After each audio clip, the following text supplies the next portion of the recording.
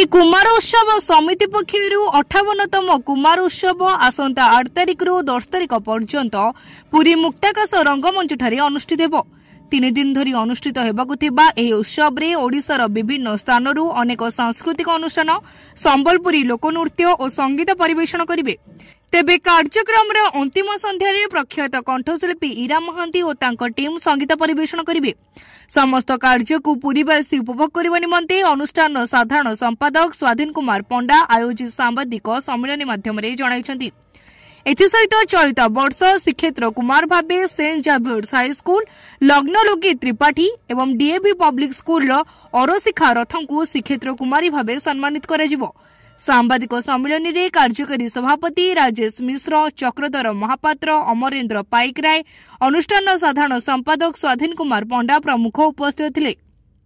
चलित वर्ष कुमार उत्सव समिति द्वारा आयोजित कुमार उत्सव आगामी 8, 9, 10 3 दिन धरी मुक्ताकाश रंगमंच रे संध्या 6 घटिका ठारू रात्र 10 घटिका पर्यंत आयोजन करा जायछि।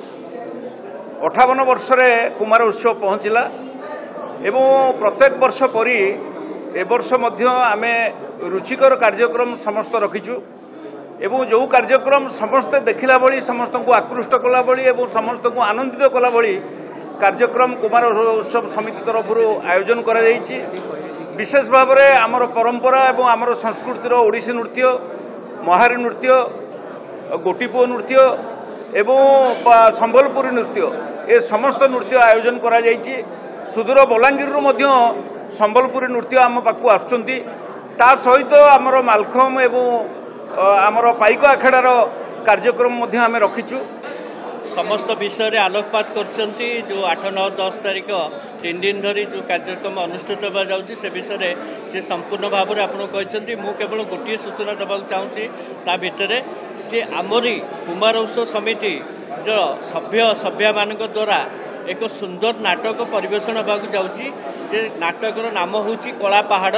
ताकू आपण मानकू अनुरोध आपण माने तार प्रचार प्रसार दिगरे निश्चित भाव में जत्नवान हेबे एवं आमर जो प्रथम लक्ष्य एवं सर्वशेष लक्ष्य जे पुरी सहर कला संस्कृति साहित्य ताकू रक्षा करिबारे आमर जो उद्यम से दिगरे आपण माने पुणी जत्नवान हेबे बोली मोर आशा।